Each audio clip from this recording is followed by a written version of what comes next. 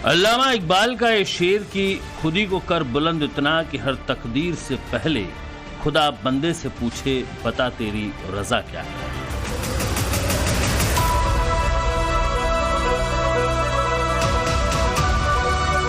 महाराष्ट्र की सियासत में एक बार फिर धूमकेतु की तरह चमकते सितारे देवेंद्र फडणवीस पर यह शेर सटीक बैठता है। मेरी हिम्मत को परखने की गुस्ताखी मत करना, मेरी हिम्मत को परखने की गुस्ताखी ना करना। पहले भी कई तूफानों का रुख मोड़ चुका हूं। 22 साल की उम्र से राजनीति का ककहरा सीखने वाले देवा भाऊ एक बार फिर महाराष्ट्र की सियासत की सबसे ऊंची गद्दी पर विराजमान होने वाले हैं, या यूं कहें कि सबसे प्रबल दावेदार के तौर पर या सबसे पहली पसंद के तौर पर शुमार है।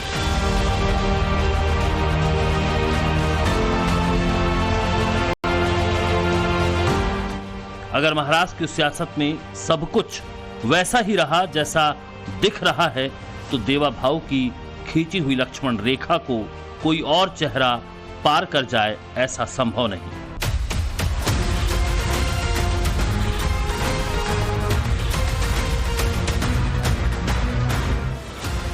देवा भाऊ यानी देवेंद्र फडणवीस ने महाराष्ट्र विधानसभा के विशेष अधिवेशन में खुद को कुछ यूं परिभाषित किया था कि मेरा पानी उतरता देख मेरे किनारे पर घर मत बना लेना, मैं समंदर हूं लौटकर वापस आऊंगा।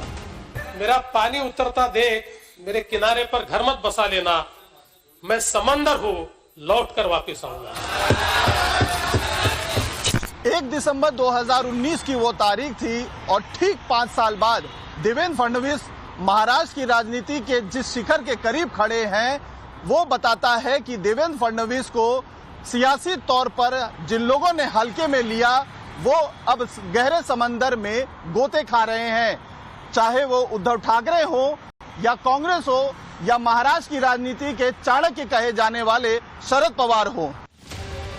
38 साल की उम्र में महाराष्ट्र के मुख्यमंत्री बने थे शरद पवार। मराठा लैंड पर शरद पवार की तूती बोलती थी, लेकिन उन्हें क्या मालूम था कि विदर्भ की भूमि से सियासत का ककहरा सीखने वाला एक नौजवान अपनी सियासी सूझबूझ से भविष्य में शरद पवार जैसे खांटी राजनीतिज्ञों को ही हाशिए पर ला खड़ा करेगा। कार्यकर्ताओं और चाहने वालों के बीच देवा भाऊ के नाम से मशहूर देवेंद्र फडणवीस ने जब सियासत में कदम रखा तब उनकी उम्र महज 22 साल की थी। साल 1992 में नागपुर नगर पालिका में पार्षद का चुनाव जीता।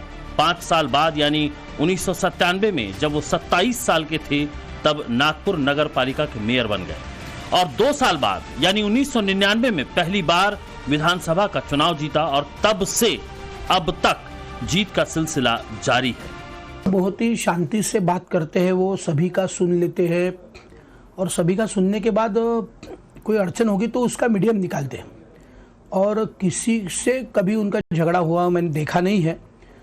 वो मेरे से बहुत बड़े हैं, मेरे से पहले उन्होंने मेरे पिताजी के साथ उनके साथ काम शुरू किया और 2 बार मेयर थे, 2 बार नगर सेवक थे, 6 बार आमदार हो चुके हैं। संगठन में हर पद उन्होंने महाराष्ट्र के अध्यक्ष थे, उपाध्यक्ष थे, महामंत्री थे, युवा मोर्चा के उपाध्यक्ष राष्ट्रीय, हर पद उन्होंने किया है, हर पद को उन्होंने न्याय दिया है।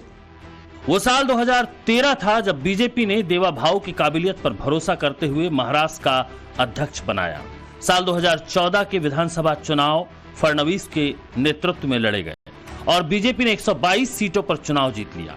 बीजेपी ने 63 सीटों पर चुनाव जीतने वाली शिवसेना से हाथ मिलाया और महाराष्ट्र में गठबंधन की सरकार बनाई। देवेंद्र फडणवीस पहली बार 44 साल की उम्र में महाराष्ट्र की सियासत के शिखर पर मुख्यमंत्री बनकर उभरे। हमारे दिल के मुख्यमंत्री हुए जिन्होंने 5 साल बहुत अच्छा काम किया, उसके बाद 2.5 साल महाविकास आघाड़ी को मिले, उसके बाद फिर महायुति को मिले, उप मुख्यमंत्री बने। जिस भी पद पर वो गए उस पद को उन्होंने न्याय दिया है। उन्होंने अपनी वार्ड के अध्यक्ष, युवा मोर्चा अध्यक्ष से कार्य करनी शुरू की और आज वो महाराष्ट्र के सबसे सफल नेता हैं। देवेंद्र फडणवीस महाराष्ट्र के दूसरे सबसे युवा सीएम बने क्योंकि पहले का रिकॉर्ड शरद पवार के नाम चस्पा था, जिन्होंने 1978 में 38 साल की उम्र में युवा मुख्यमंत्री की शपथ ली थी। हालांकि देवेंद्र फडणवीस 2019 में दूसरी बार सीएम बने, लेकिन उनका दूसरा कार्यकाल महज 80 घंटे का रहा। 2 बार मुख्यमंत्री और 2.5 साल के लिए उप मुख्यमंत्री। कितना मुश्किल होता है मुख्यमंत्री बनने के बाद उप मुख्यमंत्री का दायित्व संभालना, ये देवेंद्र फडणवीस से बेहतर भला कौन जान सकता है। लेकिन हंसते मुस्कुराते देवेंद्र फडणवीस ने उस जिम्मेदारी को भी बखूबी निभाया। लोगों को पता है देवेंद्र जी के साथ बहुत बड़ा अन्याय हुआ है। पिछले 2.5 साल से अलग अलग तरीके से उनको बदनाम किया जा रहा था, अलग अलग तरीके से उनको टारगेट किया जा रहा था। तभी सभी लोगों ने उनको बहुत बड़ा समर्थन दिया है। हर हालात में खुद को ढाल लेने की कला देवेंद्र फडणवीस में है और उनकी इसी खूबी के कायल हैं लोग। उन्हें जानने और मानने वाले कहते हैं कि देवेंद्र फडणवीस जिस भी पद पर रहे, उन्होंने हर पद को उसकी गरिमा के साथ न्याय दिया। एकदम शांत और सभी पदों को न्याय देने वाला आदमी, किसी भी पद पर फिट होने वाला आदमी। विरोधी पक्ष नेता थे तो उस पद को न्याय दिया, उप मुख्यमंत्री थे तो सबको साथ लेकर चले। युति माननीय एकनाथ शिंदे, माननीय अजित पवार, इन दोनों के पार्टी को साथ लेकर चले। न सिर्फ चले बल्कि बीजेपी ग्राउंड लेवल पर कैसे मजबूत होगी, इस पर वो लगातार काम करते रहे। उन्हें वापस आना था और इसकी जिद उन्होंने अंदर ही अंदर पाल रखी थी। महाराष्ट्र के सियासी महाभारत में ही देख लीजिए, मोदी, योगी और शाह के बाद सबसे ज्यादा स्ट्राइक रेट देवेंद्र फडणवीस का था। फडणवीस ने 16 दिन में 64 जनसभाएं की, तकरीबन 148 प्रत्याशियों के लिए प्रचार किया। उनमें से 132 कैंडिडेट ने जीत हासिल की। फडणवीस की स्ट्राइक रेट तकरीबन 89% रही। ये देवा भाव का राजनीतिक कौशल ही था। सियासत को भांफ लेने का अनुभव उन्हें परिवार से मिला। मराठी ब्राह्मण परिवार में जन्मे देवा का पूरा नाम देवेंद्र गंगाधर राव फडणवीस है। उनके पिता गंगाधर राव राष्ट्रीय स्वयंसेवक संघ और जनसंघ से जुड़े हैं, लिहाजा सेवा भाव की समझ तो विरासत में ही मिली थी। देवेंद्र फडणवीस के पिता महाराष्ट्र विधान परिषद के सदस्य भी रह चुके थे, लेकिन महज 17 साल की उम्र में देवेंद्र के पिता का देहांत हो गया। छोटे कंधों पर जिम्मेदारी का भाव लिए देवेंद्र फिर भी रुके नहीं। उन्होंने लॉ में स्नातक किया और फिर बिजनेस मैनेजमेंट के साथ जर्मनी से प्रोजेक्ट मैनेजमेंट की पढ़ाई की। इस पढ़ाई का इस्तेमाल देवेंद्र फडणवीस ने अपने सियासी कौशल में दिखाया भी। फडणवीस बजट पर एक किताब भी लिख चुके हैं। 10 साल में कांग्रेस के राज के 50 साल और 10 साल युति के राज के, अभी जो है इसमें से 7.5 साल। तो इसमें विदर्भ के लिए जो कुछ देवेंद्र जी ने किया है वो आज तक कोई कर नहीं पाया। यानी उसकी शुरुआत मनोहर जोशी और गोपीनाथ मुंडे जी की सरकार में हुई थी, तब नितिन जी पालक मंत्री थे। नितिन जी ने तब पीडब्ल्यूडी मिनिस्टर पर के जो काम किया वो आज तक कोई नहीं कर पाया। और उसके बाद देवेंद्र जी मुख्यमंत्री बने 14 से 19, और उसके बाद अभी 2.5 साल उप मुख्यमंत्री थे। नागपुर में जो कुछ चीज़ें चाहिए थी, अस्पताल होंगे, गरीबों के लिए अस्पताल होंगे, जो कुछ चीज़ें नागपुर के नागरिकों के लिए चाहिए थी वो सारी बनी है। नितिन जी हमेशा बोलते हैं ये तो ट्रेलर है, अभी पिक्चर बाकी है। जो पिक्चर 5 साल में दिखेगी, इसके बाद कोई पार्टी हिम्मत नहीं कर पाएगी देवेंद्र जी के खिलाफ या भाजपा के खिलाफ बात करने के लिए। देवेंद्र फडणवीस ने अपने काम से, अपने व्यवहार से लक्ष्मण रेखा खींच रखी है। महाराष्ट्र बीजेपी में जिस तेजी से उन्होंने अपने कद को विस्तार दिया, वो दूसरा नहीं कर पाया। दरअसल महाराष्ट्र में विदर्भ का बोलबाला है। गडकरी जैसे प्रोग्रेसिव लीडर की मौजूदगी और संघ का हेडक्वार्टर होने से देवेंद्र फडणवीस ने खुद को दोनों ही स्तर पर बड़ा मजबूत किया। और इस चुनाव में संघ का जो समर्थन और सपोर्ट मिला, उसका क्रेडिट काफी हद तक फडणवीस को ही जाता है। देवेंद्र फडणवीस संघ और बीजेपी दोनों के विश्वसनीय हैं। पूरे चुनाव में फडणवीस ने फ्रंट लाइन पर मोर्चा संभाले रखा। उन्होंने खुलकर हार्ड हिंदुत्व की लाइन को बड़ा किया। मुझे याद दिलाना पड़ता है, रजाकारों की धरती नहीं है ये धरती, छत्रपति शिवाजी महाराज की है, ये हमारे पुरखों की धरती है। रजाकारों ने तो इसके ऊपर कब्जा किया था और हमारे जो पुरखे या हमारी उस समय की जो पीढ़ियां है उनके ऊपर अत्याचार किए थे, अनाचार किए थे, दुराचार किए थे उनके साथ, ये याद दिलाना पड़ता है। महाराष्ट्र के नतीजों ने हर किसी को चौंका दिया। महाविकास अघाड़ी में शामिल उद्धव की शिवसेना हो या फिर शरद पवार की एनसीपी, बीजेपी की आंधी में अस्तित्व खोजने पर मजबूर हो चुकी हैं। महायुति को 230 सीटों पर जीत हासिल हुई, जिसमें अकेले बीजेपी ने 132 सीटें हासिल की। वहीं शिंदे की शिवसेना ने 57 और अजीत पवार की एनसीपी ने 41 सीटें जीती। ये इसीलिए भी संभव हुआ कि फडणवीस ने महायुति को चुनाव से पहले और बाद में भी अपनी सूझबूझ से जोड़ कर रखा। हमारी महायुति में कभी भी कोई एक दूसरे के प्रति अलग मत ये रहा नहीं है।